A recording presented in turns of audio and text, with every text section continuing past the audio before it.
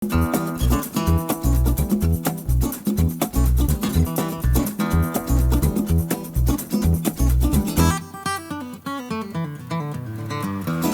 Honda Africa Twin. What do I think to it? Well, you know, recently that I tried out the Triumph Tiger 1200 XRT, and people have asked me, can you do a comparison to that? Well, no, I can't, and there's a reason for it. This you can't compare with any other adventure bike that I know of. Why do I say that? Well, basically I think a lot of the adventure bikes today are sports tourers put into an adventure style frame. The Tiger is smooth, it will cuddle you, it will make you feel safe. There is nothing unexpected. The Africa Twin, well, that's little devil whispering on your shoulder saying, shall we dance in the rain? And it then from across the room shouts at you, come on, we've got walls to knock down. It's a beast of a bike. It takes getting used to. You're not going to jump on an Africa Twin and feel comfortable straight away. That's just not going to happen. The DCT version has automatic. It also has little flippy paddles so that you can change up and down with just your thumb and your forefinger. It has a chain drive. Now that is a bit of a disappointment as far as I'm concerned. They should have gone a bit further and put a shaft drive on it.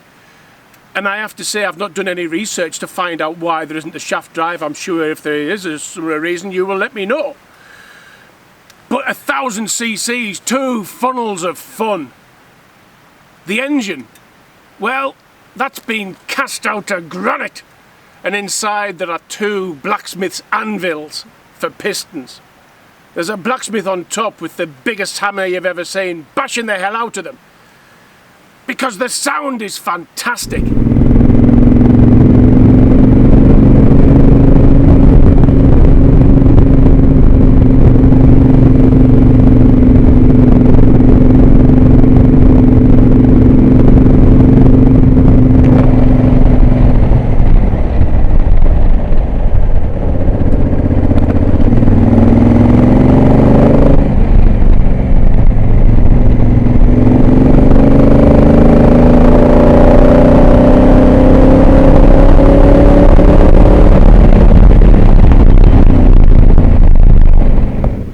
It's an incredible machine. It's got the best riding position I've ever had as far as a bike is concerned.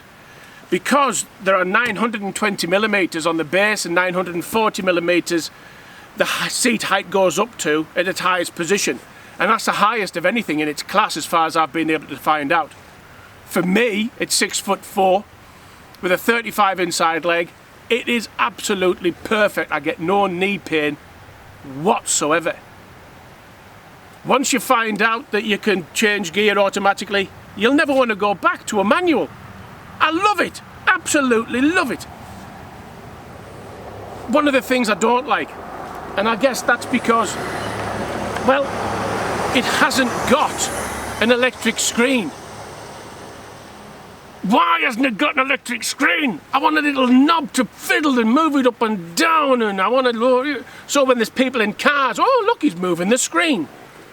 After 10 days, I don't miss an electric screen, but this screen here, it's a bit small for me. I need a larger one and a wider one and a taller one. Because once you're doing 70 mile an hour, you do get a bit of buffering.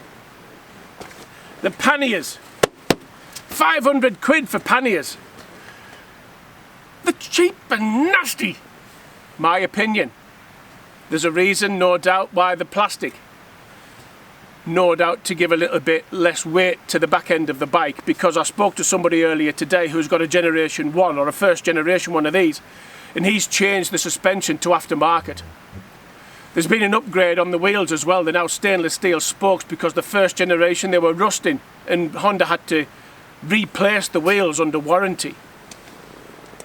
Miles per gallon. Well, miles per gallon, you're getting around about 50 miles to the gallon. So it's good as far as that's concerned. It's got a big tank. You fill the Tiger up, it's about 20 quid. You fill this up, it's about 30 quid. So it's a bigger tank, but it gives you longevity in between. It doesn't give you many more miles. In other words, you know, let's say the Tiger does 200, this tank will do 300, but you're paying 50% more, if you get my drift. That's one of the things that I do like about it, the bigger tank. The presence it has, it's phenomenal, the presence it has. I've had more people come up to me on this bike and go, "Ooh, that bike looks nice," than I've ever done on any other bike. It has a presence. The sound has people looking at it from the cars. People walking down the street turn around to look at it. They want to know what's coming. That makes me feel quite good. Could I go around the world on this? Yeah, damn right I could go around the world on this. It's cheaper than the Tiger. There's a reason it doesn't have the gadgets, but the engine does have the settings. There's numerous settings you can find. If you want to know about them, look online. You can do, there's a button to press, you can go on gravel or loose surfaces, and there's ones you can go on ride, and there's another setting you can change it if you wish to your own settings, which is pretty cool. So it lacks little refinements, but that's a reason why it's £12,000 and the Tiger is now £17,000 brand new. Honda dealers will do a deal with you as well. I am absolutely convinced of that. Would I choose between the two? It's mentioned right at the beginning. I can't. The Tiger is smoother. It's more refined. This one, well, as I mentioned before, it's honed from granite and there's anvils for pistons. It depends on what you're looking for. If I came out of my house on the morning and found one of these parked outside, I'm going to smile. There is no doubt about that. I am going to smile. Nice riding position, the most comfortable riding position I've ever had. So the choice is up to you. Get yourself to a Honda dealer, have yourself a test ride. You might be converted to Honda Africa Twin.